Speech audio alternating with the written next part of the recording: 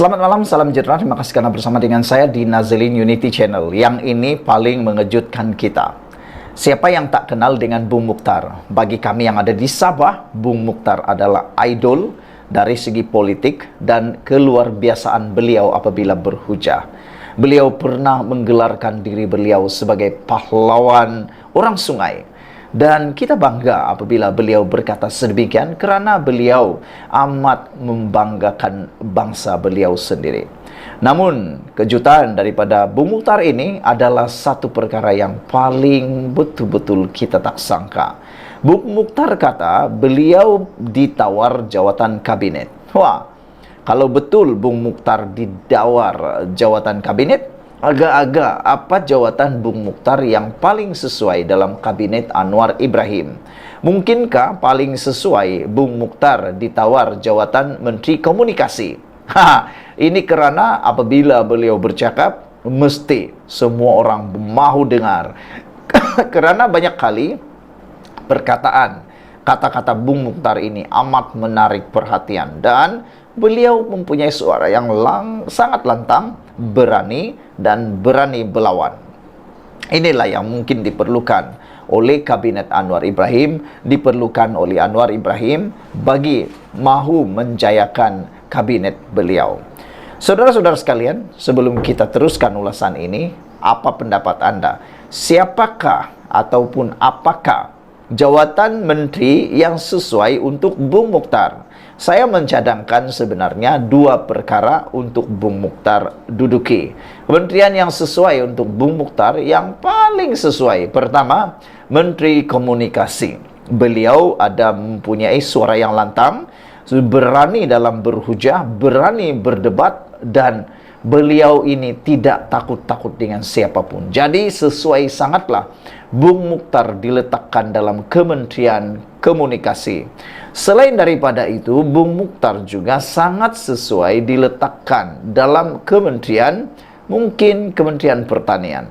Kerana beliau ini berasal daripada Sabah dan mungkin boleh membawa kemajuan dalam bidang pertanian kerana kawasan beliau banyak melibatkan pertanian. Ketua UMNO Sabah, Datuk Seri Bung Mukhtar Radin mengakui beliau turut ditawarkan jawatan dalam Kabinet Persekutuan menerusi rombakan kabinet pada Selasa lalu. Bagaimanapun, ahli Parlimen Kinabatangan itu menolak tawaran tersebut kerana ingin memberikan tumpuan kepada parti khususnya bagi menghadapi PRN 17 akan datang di Sabah. Iya, saya ditawarkan jawatan, kata Bung Mukhtar. Bagaimanapun, saya menolak kerana ingin memberikan tumpuan kepada tanggungjawab saya sebagai pengerusi perhubungan UMNO dan Barisan Nasional BN Sabah bagi memperkukuhkan kedudukan UMNO yang bakal berhadapan dengan PRN 17 akan datang, katanya di sini pada malam Khamis. Bung Mukhtar yang juga pengerusi Barisan Nasional Sabah berkata, tawaran itu sekaligus menafikan andaian atau persepsi pelbagai pihak UMNO Sabah dipinggirkan dalam rombakan kabinet kali ini. Persepsi ini dimainkan oleh pihak tertentu di pelbagai media sosial dan menghangatkan lagi tanggapan tersebut apabila ahli Parlimen Beaufort yang mewakili UMNO Sabah, Datuk Siti Aminah Aching yang sebelum ini dilantik sebagai Timbalan Menteri Peladangan dan Komoditi turut digugurkan dalam kabinet rombakan tersebut. Sehubungan itu, Bung Mukhtar menjelaskan bahawa soal pelantikan jemaah menteri merupakan hak mutlak Perdana Menteri yang tidak perlu dipertikaikan oleh mana-mana pihak. Pihak luar hanya pandai membuat persepsi kita di dalam. Lebih maklum tujuan mereka hanya ingin melemahkan UMNO khususnya di Sabah, kata Bung Mukhtar. Justru abaikan tanggapan negatif ini yang hanya bertujuan melemahkan UMNO, kata Bung Mukhtar lagi. Tambah Bung Mukhtar, pengguguran Aminah sebagai Timbalan Menteri tidak mencerminkan UMNO Sabah dipinggirkan dalam rombakan tersebut. Memandangkan UMNO telah diberikan ruang dalam rombakan baharu tersebut. Ia dapat dilihat apabila naib Presiden UMNO Datuk Seri Johari Abdul Ghani dilantik Menteri Perdagangan dan Komoditi dan Ketua Wanita UMNO Datuk Seri Dr. Noraini Ahmad dibawa masuk semula dalam jemaah kabinet dan dilantik menjadi Timbalan Menteri Pembangunan Wanita dan masyarakat dan keluarga. Pelantikan ini sudah tentu memberi ruang atas kapasiti mereka dalam organisasi parti, kata beliau lagi. Sekian dulu untuk kali ini. Jangan lupa tinggalkan komen Anda. Sila tekan butang subscribe. Kita jumpa lagi. Bye-bye.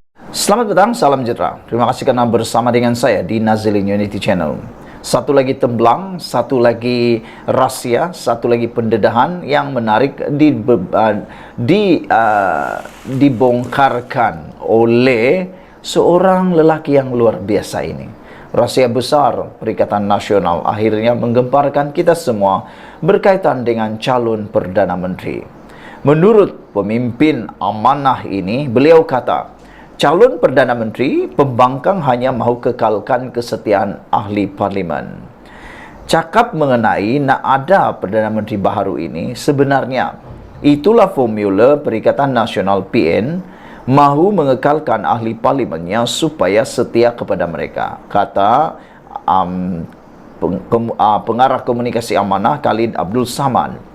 Khalid berpendapat jika Perikatan Nasional mula bercakap bahawa mereka tidak boleh menukar kerajaan dan perlu menjadi pembangkang, maka semakin ramai ahli parlimennya, khususnya daripada Bersatu, akan memberikan sokongan kepada Perdana Menteri Anwar Ibrahim.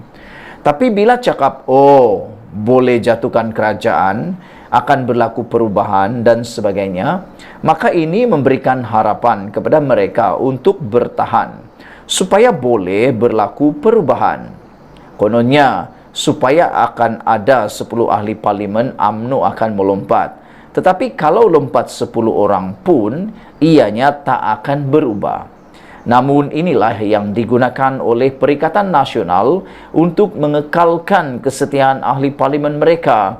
Bidas Khalid Samad dalam rancangan bual bicara di Jom Channel malam tadi.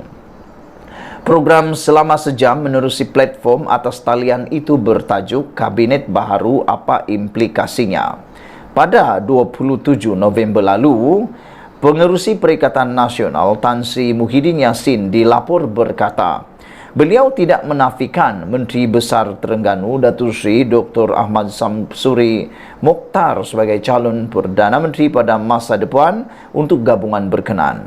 Beliau berkata ia adalah langkah strategik gabungan tersebut sekaligus memberi gambaran Perikatan Nasional mempunyai ramai calon dan tokoh untuk diketengahkan. Walau bagaimanapun, Samsuri yang juga ahli parlimen Kemaman dilapor tidak pernah sesekali terlintas dan bercita-cita untuk menjadi Perdana Menteri. Namun, beliau sedia mempertimbangkannya pada masa akan datang jika diberi amanah oleh parti dan rakyat. Sudah banyak kali saya ditanya tentang perkara ini, tapi saya nak beritahu ia bukanlah sasaran untuk mendapatkan jawatan apabila menyertai politik. Tapi jika sampai satu masa, saya bersedia mempertimbangkannya jika diberi amanah oleh parti dan rakyat, ujar Naib Presiden PAS itu lagi. Saudara-saudara sekalian, apa yang mengejutkan kita adalah Ahmad Samsuri belum tentu sebenarnya jadi Perdana Menteri. Anak Hadi pula hampir pasti dapat kerusi Menteri Besar.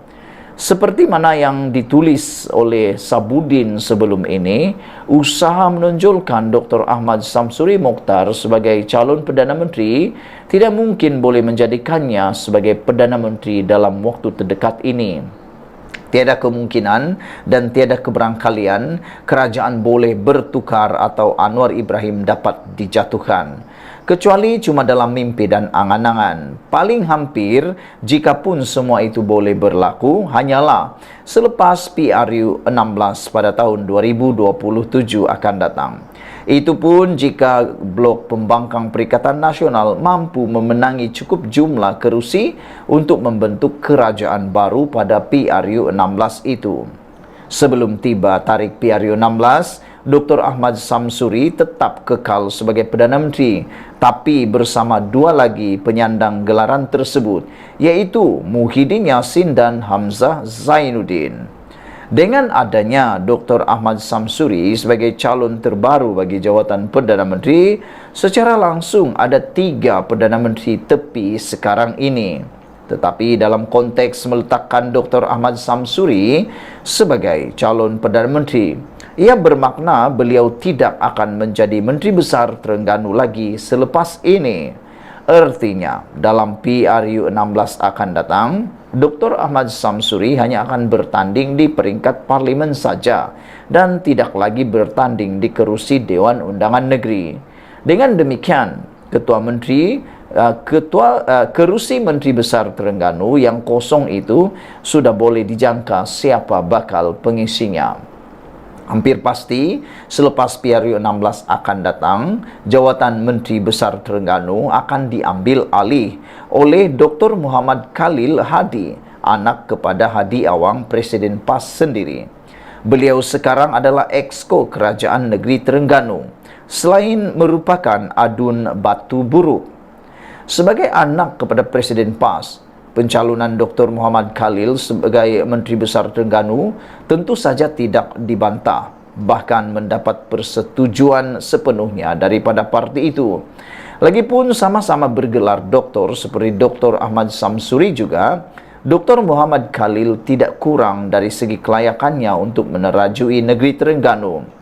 Dari segi peluang pula, Dr. Muhammad Khalil bagaimanapun lebih cerah laluan masa depannya berbanding Dr. Ahmad Samsuri.